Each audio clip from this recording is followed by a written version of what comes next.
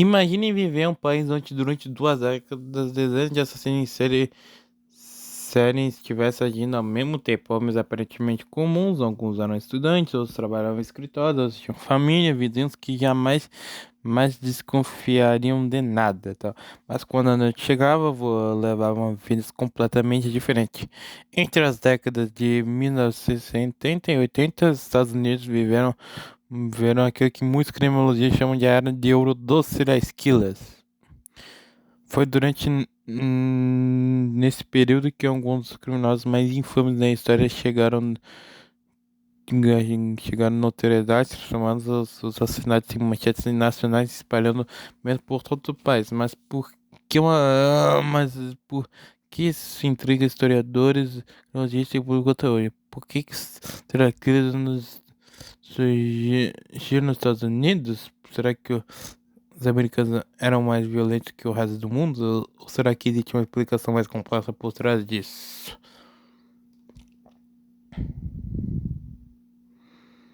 Quando pensamos em serial killer, sempre pensamos nos Estados Unidos. Afinal, os maiores nomes vieram de lá e os materiais mais populares também. Mas existe um problema nessa percepção. Só que pode estar distorcendo a realidade. Hum, realidade, porque a primeira coisa, precisamos entender que serial killers não são uma exclusividade americana. Existiram em praticamente todos os continentes e todos os períodos da história. A questão é que muitos deles jamais foram identificados. E quando foram identificados, seus casos receberam pouca atenção.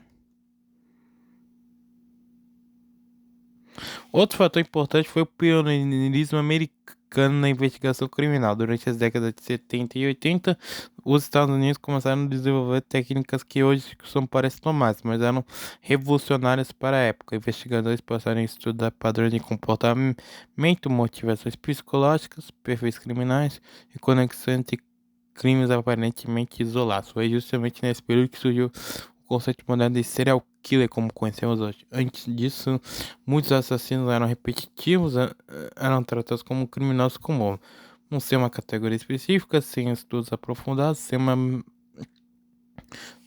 metodologia para identificá-los. Os Estados Unidos possuem uma das maiores máquinas de comunicação do mundo. Casos chocantes rapidamente se transformaram em notícias nacionais, programas especiais, revistas, livros, debates na televisão. Tudo isso fazia que cada novo serial killer parecesse um evento, né, de enorme proporção.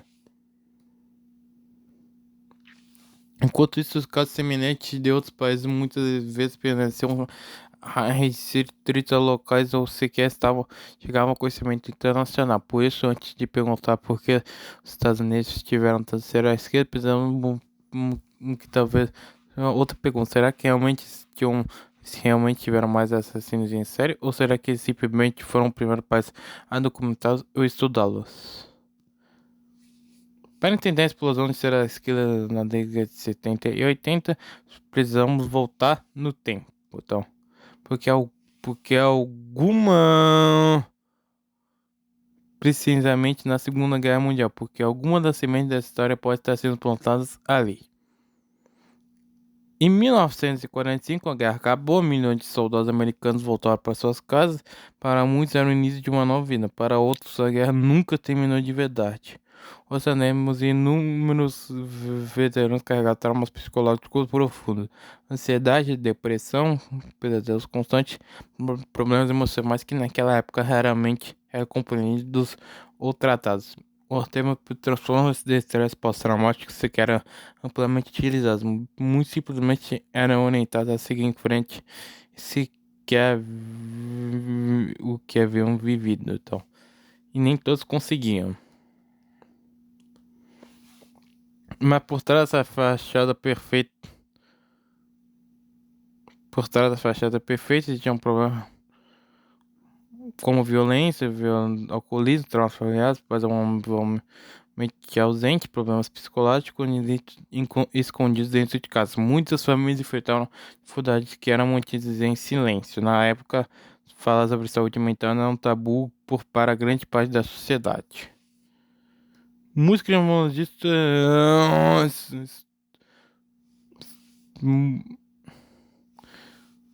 Quando estudaram a infância de diversos serial killers famosos, controladores e perturbadores, históricos de abuso, negligência, humilhações constantes, ambientes familiares instáveis e importante deixar claro, a maioria das pessoas que sofrem traumas nunca se tornam criminosos, mas influenciam nos comportamentos problemáticos no futuro e tal.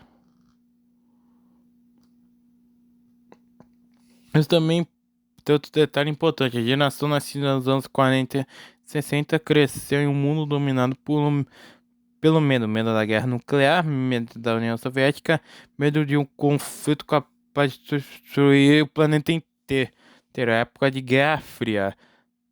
E nessa época as crianças aprendiam na escola que faziam causa de ataque nuclear, famoso controlável externo, mas o medo fazia parte do cotidiano. Uma pessoa psicológica que marcou constantemente uma geração. Algo que em algum momento explodiu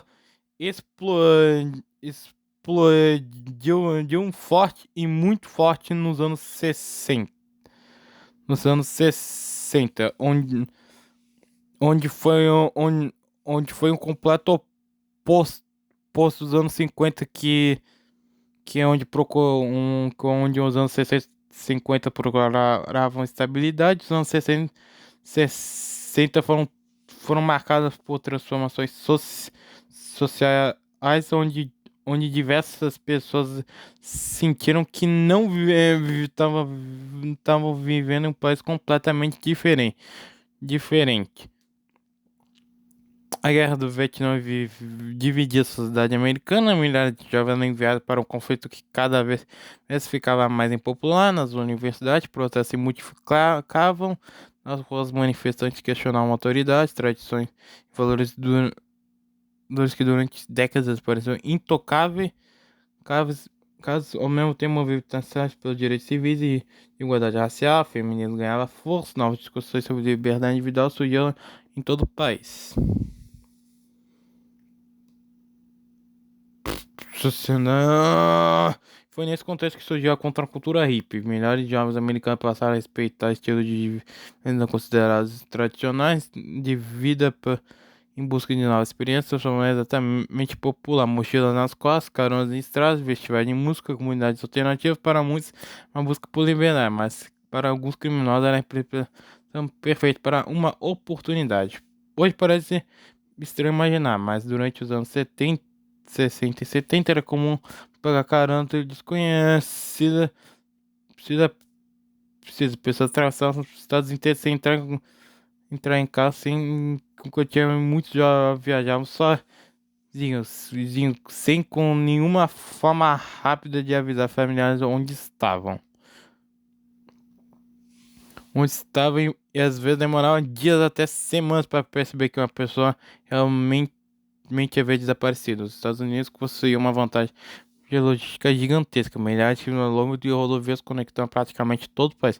Mas nessa mesma infraestrutura também tinha uma vantagem para criminosos. Um assassino pode agir em uma cidade, dirigir em algumas horas, cruzar uma fronteira estadual e desaparecer completamente. No local que se transformava em um pesadelo e tal. E um detalhe importante que o perfil de vítimas eram pessoas que eram dificilmente identificáveis ou que geralmente não se notaria o sumiço delas e tal. Mas havia um... E bom, e foi assim, bom, e com isso a gente percebeu que são a combinação de vários fatores que surgiram os serial killers.